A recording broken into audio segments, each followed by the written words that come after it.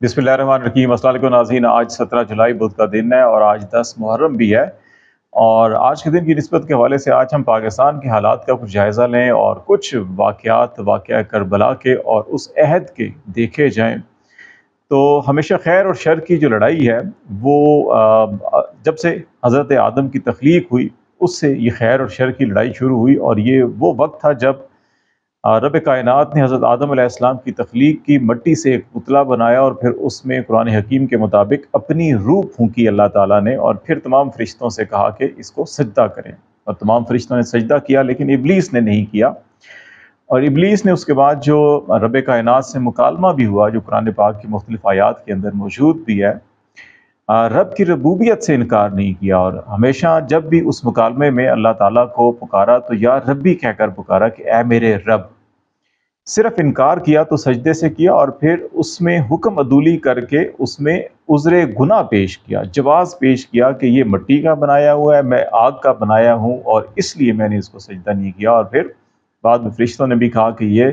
ज़मीन के ऊपर फसाद फैलाएगा जो बनाया गया है, लेकिन अल्लाह ताला ने कहा कि नहीं, जो मेरी राह पे चलेगा वो फसाद नहीं फैलाएगा। और फिर इब्लीस ने यहाँ पर एक रब कायनात को चैलेंज भी किया और कहा कि मैं इसको आगे पीछे दाएं बाएं ऊपर नीचे और हर तरफ से बहकाऊंगा। और रब कायनात ने कहा कि नहीं, जो मेरे रास्ते पर चलेगा, जो मेरा बंदा होगा, वो तुम्हारे बहकावे में नहीं आएगा। और फिर इब्लीस ने मोहलत मांगी कि क़यामत तक, रोज़े हिसाब तक जो है कि मुझे मोहलत दी जाए और मैं अपने इस मिशन पर गामजन रहूँगा। और रब कायनात ने इब्लीस को वो मोहलत भी दे दी। तो ये खैर और शर की लड़ाई वहाँ से शुरू हुई। और वाक़या करबला, योम आशूर और 10 मुहर्रम, ये जो है ये भी खैर और शर की लड़ाई है। अगरचे दोनों तरफ जो है कि वो रब के मानने वाले थे। एक हुसैनियत का काफ़िला था, अहले बैत का काफ़िला था। हज़रत इमाम हुसैन रज़ी अल्लाह ताला अन्हु और उनके ख़ानदान की ख़वातीन, बच्चे, जवान और उनके साथ बाकी कुछ साथी, जो 72 तादाद बताई जाती है मुख्तलिफ़ रवायात के हवाले से। और दूसरी तरफ सैकड़ों हज़ारों जो है कि वो मुसल्लह अफराद यजीद की फ़ौज के लोग थे। और उसके अंदर भी बहुत से लोग जो है कि हाफ़िज़ कुरान भी थे, नमाजी भी थे, गाज़ी भी थे और अल्लाह का नाम भी लेते थे, कलमा गो भी थे। लेकिन वो हक़ के रास्ते पे इस एतबार से नहीं थे कि जो उस दौर की हुकूमत थी, यजीद की जो हुकूमत थी, उस हुकूमत में जो बुनियादी मकसद था, जो अल्लाह ताला ने भी इंसान की तख्लीक जब की और फिर उसको कायनात में भेजा और फिर उसको रहनुमाई के लिए 1,24,000 पैगम्बर भी भेजे कि ज़मीन पर अल्लाह का नायब बनकर अल्लाह के अहकामात की तकमील करना, तमील करना और अल्लाह के पैगाम को लोगों तक फैलाना, और लोगों को अल्लाह के पैगाम के मुताबिक राह रास्त पर, जो नहीं अनिल मुनकर की बात है कि आप लोगों को सीधे रास्ते पर दस्त देते हैं और बुराई से रोकते हैं। ये वो बुनियादी जो है कि ये काम है। और जो भी रियासत होती है, जो भी हुकूमत होती है, उसका बुनियादी काम भी यही होता है। और फिर उसके साथ साथ इंसानियत की फलाह बहबूद, उसकी तामीर व तरक्की जो है कि ये उसके मकासद होते हैं। जब इससे हट कर जो है कि आप ज़ाती ऐश व इशरत को, अपनी ताकत को दवाम देना, जुल्म और जबर को कायम रखना और जुल्म और जबर की बुनियाद पे अपनी हुकूमत को कायम करना, और फिर ख़वातीन का एहतराम न करना, बच्चों का एहतराम न करना, बुज़ुर्गों का एहतराम न करना, और फिर मुक़द्दस मकामात, ये यज़ीद के दौर की जो मैं आपको वो ख़राबियाँ बता रहा हूँ, जो उसके दौर की ख़राबियाँ थी। और ये आप फ़िरौन उठा लें, नमरूद उठा लें, इसी तरह से और जितने भी ज़ालिम और जाबिर हुक्मरान होते हैं उनके अदवार उठा लें, तो उनमें आपको यही चीज़ें नज़र आएँगी कि वो अल्लाह की राह से दूरी होगी और दुनियावी अमूर जो है कि उसके ऊपर हावी होंगे। शैतान की, इब्लीस की जो सोच है वो उसके ज़हन के ऊपर हावी होगी, और उस शैतानी सोच को इम्प्लीमेंट करने के लिए वो हर ताकत, जुल्म, जबर जो है वो इस्तेमाल करेगा। अवाम की उसको हमायत होती नहीं है ऐसे लोगों को, और अवाम की हमायत के बगैर जो है कि जब वो इक़्तिदार पर काबिज़ होते हैं तो फिर वो अवाम को ज़बरदस्ती, ज़ोर ज़बरदस्ती से अपनी बैत के लिए या अपनी हमायत के लिए तैयार करते हैं। इसमें जो भी उनके रास्ते में खड़ा होता है, हक़ और सच के रास्ते पर खड़ा होता है, तो उसको फिर वो कत्ल करते हैं, उनकी जान व माल की हिफाजत नहीं करते, उनकी जान व माल की तज़लील की जाती है। और अगर वाक़या करबला को हम देखें, और उसमें भी नवासा रसूल जो है कि अपने ख़ानदान के अफराद, ख़वातीन और बच्चों के अफराद जो है के साथ जो है कि वो जब सफ़र में निकलते हैं तो जंग उनका इरादा नहीं था।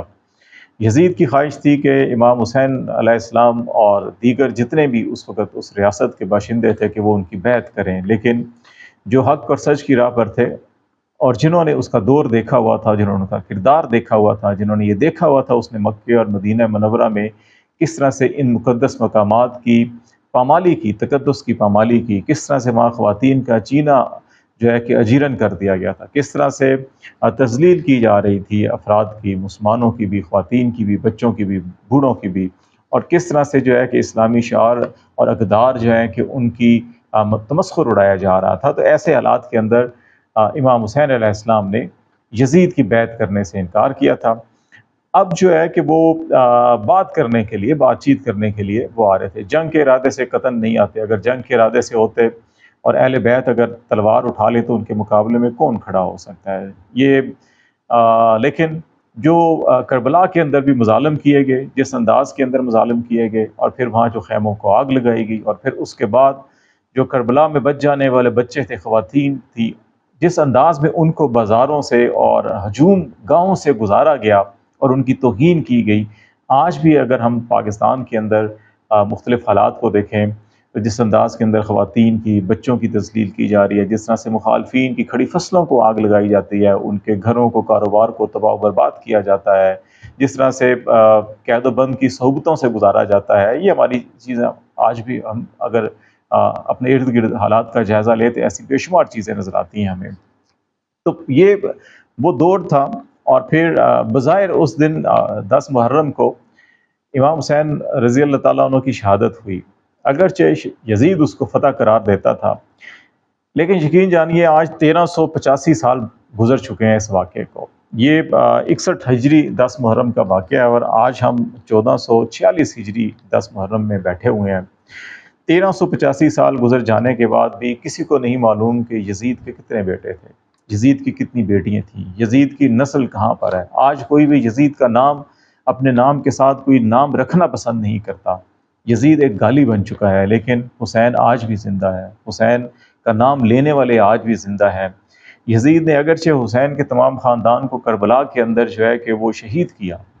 لیکن جو بچ گئے ان سے آج پوری دنیا کے اندر جو ہے کہ حسین کے ماننے والے، حسین کے نام لینے والے، حسین کی نسل سے لوگ جو ہیں کہ وہ آباد ہیں۔ یزید کہیں آباد نہیں ہے۔ یزید تباہی، بربادی، ذلت، لعنت، ملامت کا نام سمجھا جاتا ہے، اور جس کو آج بھی اگر ہم کسی حکمران کو بھی یزید کا نام دیں تو وہ مقدمے بنا دیتا ہے لوگوں کے خلاف، وہ لوگوں کو قید و بند میں ڈال دیتا ہے۔ یہ وجہ ہے، لیکن وہ یہ سمجھتا نہیں کہ اس کا اپنا طرز عمل تو وہی ہے، رویہ تو وہی ہے۔ ہم نے بات شروع میں کی، خیر اور شر کی بات کہی تھی۔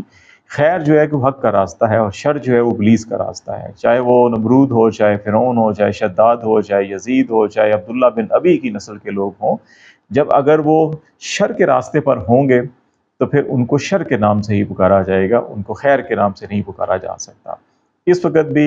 اگر ہم اپنے ارد گرد کے ماحول کو دیکھیں تو کیا آج ظلم اور جبر جو ہے، آج آئین اور قانون نام کی چیز رہ چکی ہے۔ آئین اور قانون کی پامالی کر کے جو ہے کہ آج لوگ سینہ چوڑا کر کے جو ہے کہ وہ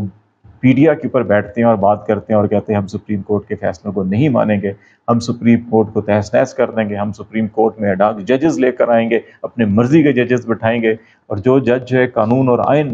اقدار کے مطابق فیصلے کرتے ہیں، روایات کے مطابق فیصلے کرتے ہیں، ان کے خلاف شکایات کے انبار لگائے جاتے ہیں سوشل میڈیا کے اوپر، ان کی ذات، ان کی خاندان، ان کی خواتین، ان کے بچوں کی تذلیل توہین کی جاتی ہے، بالکل ویسے ہی جیسے کربلا سے اہل بیت کی خواتین اور بچوں کو جہاں سے جب اٹھایا گیا اور پھر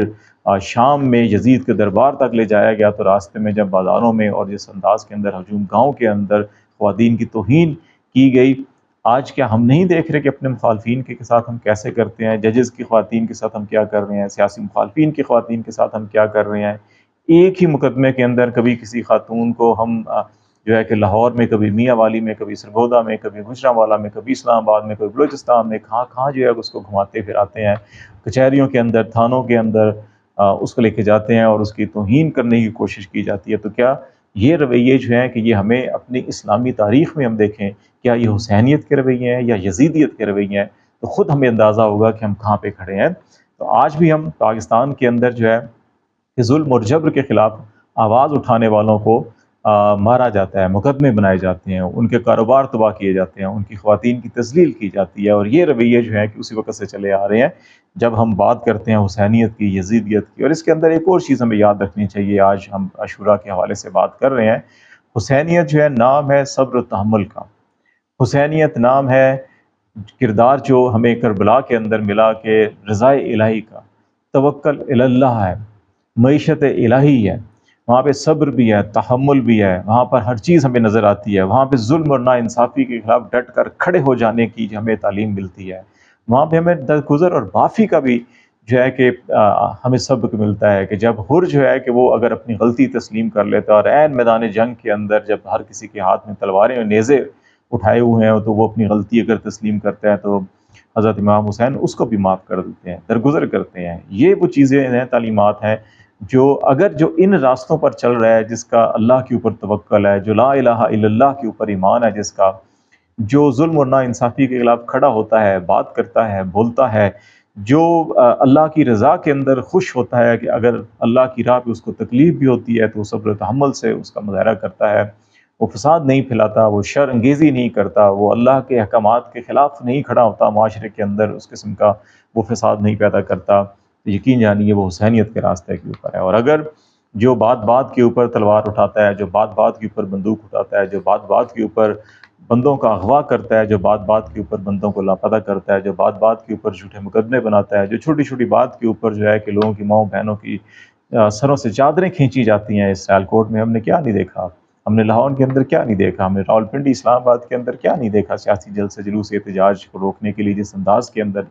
طاقت کا استعمال کیا گیا، جس انداز کے اندر سیاسی مخالفین کے ساتھ جو سلوک کیا گیا، یہی سلوک ہمیں جو ہے کہ تاریخ، اسلامی تاریخ کے اندر جو ہے ملتا ہے، جس کو ہم یزیدیت کے نام سے پکارتے ہیں۔ تو اب اس کے اندر ایک تیسرا کریکٹر ہے جس کے اوپر کم بات کی جاتی ہے، اور وہ ہے کوفہ کے لوگ جو ہیں جو خاموش ہوئے تھے۔ آپ یقین جانیے کہ کوفہ والوں نے سینکڑوں خطوط لکھے حضرت امام حسین رضی اللہ تعالیٰ عنہ کو، اور اس کے حالات سے آگاہ کیا کہ کس طرح سے یزید کے دور حکومت کے اندر کیا کیا غیر اسلامی روایات جو ہیں فروغ پا رہی تھی، کس طرح سے جینا حرام ہو چکا تھا، جس طرح سے اقدار تباہ و برباد ہو رہی تھی۔ حضرت امام حسین جب ان کے خطوط کے بعد، ان کے پیغامات کے بعد جب اس طرف روانہ ہوئے سفر میں، جب ان کے ساتھ پھر ان کو روکا گیا، جو مظالم کیے گئے، تو کوفہ والے پھر خاموش بیٹھ گئے، ڈر گئے۔ وہ اگرچہ وہ دل سے یزید کے حمایت نہیں کرتے تھے، وہ یزید کو پسند نہیں کرتے تھے، لیکن جب وقت تھا ظلم کے خلاف کھڑا ہونے کا، وہ کھڑے نہیں ہوئے، وہ ڈر گئے، وہ خاموش رہے، وہ بیٹھے رہے۔ آج بھی ایسے لوگ جو ڈر جاتے ہیں، جو خاموش ہو جاتے ہیں، جو مصلحت کا شکار ہوتے ہیں، جو بیٹھ جاتے ہیں، یقین جانیے وہ وہی کردار ہے جو کوفہ والوں کا کردار تھا۔ آج ہمیں حسینیت سے سبق حاصل سیکھ کر یہ فیصلہ کرنا ہوگا کہ اپنی ذات کے اندر ہمیں، اگر حسینیت کے ہم ماننے والے ہیں، ہمیں اپنی ذات کے اندر وہی کردار ڈیولپ کرنا ہوگا۔ نام سے، بات سے کچھ نہیں ہوگا۔ آج بھی بے شمار ایسے نام ہیں جنہوں نے اپنے کے نام کے ساتھ سید لکھا ہوا ہے، حسین لکھا ہوا ہے، حسن لکھا ہوا ہے، علی لکھا ہوا ہے، محمد لکھا ہوا ہے، حسنین لکھا ہوا ہے۔ وہ اپنے نام کے ساتھ کوئی حاجی لکھتا ہے، کوئی نمازی لکھتا ہے، کوئی غازی لکھتا ہے، کوئی حافظ لکھتا ہے، لیکن کردار اگر ایسا نہیں ہے تو پھر یقین جانیے کوفہ والوں میں اور ان افراد کے اندر جنہوں نے نام تو اپنے بے شمار حسینیت کے نام سے رکھے ہوئے ہیں، اگر کردار ان کا حسینیت والا نہیں ہے، کوفہ والوں کا ہے، تو پھر وہ اپنے آپ کو کوفہ میں شمار رکھیں۔ اور اگر کردار ان کا یزید والا ہے، آج ہم بے شمار ایسے لوگوں کو دیکھتے ہیں جو مختلف منصب پہ بیٹھے ہوئے ہیں، طاقتور عہدوں کے اوپر بیٹھے ہوئے ہیں، نام کے اندر ان کے حسین بھی ہے، علی بھی ہے، اور حسین اور علی کے وہ ماننے والے اپنا دعویٰ بھی کرتے ہیں، لیکن ان کا کردار اگر آج بھی 9 اور 10 محرم کو پاکستان میں ہم نے بے شمار گھروں کے اندر دیکھا، جس ظلم اور بربریت کا مظاہرہ کیا گیا، جس طرح سے چھاپے مارے گئے، جس طرح سے گرفتاریاں کی گئیں، جس طرح سے چادر اور چار دیواری کا تقدس پامال کیا گیا، تو یہ حسین کے ماننے والے تو نہیں ہو سکتے۔ کردار اگر یزیدیت ہے، نام میں آپ بے شمار حسین لکھیں، حسن لکھیں، یا حسنین لکھیں، یا علی لکھیں، یقین جانیے آپ کا شمار تاریخ کے اندر جو ہے کہ وہ یزیدیت یا کوفہ والوں میں ہوگا، حسین میں نہیں ہوگا۔ آج بھی ہمیں یہ فیصلہ کرنا چاہیے کہ ہمیں کہاں پہ کھڑا ہونا ہے۔ کیا ہم یہ چاہیں گے کہ تاریخ میں ہمارا نام جو ہے کہ ہمیں یزیدیت کے نام سے یا یزیدیت کی صفوں میں پکارا جائے، یا کوفہ والوں کی صفوں میں پکارا جائے، یا حسین کے ماننے والے پیروکاروں میں ہمیں گنا جائے؟ یہ ہمیں فیصلہ کرنا ہوگا۔ آج تک کے لیے اتنا ہی۔ خالد جمیل کو اجازت دیجیے۔ اللہ حافظ۔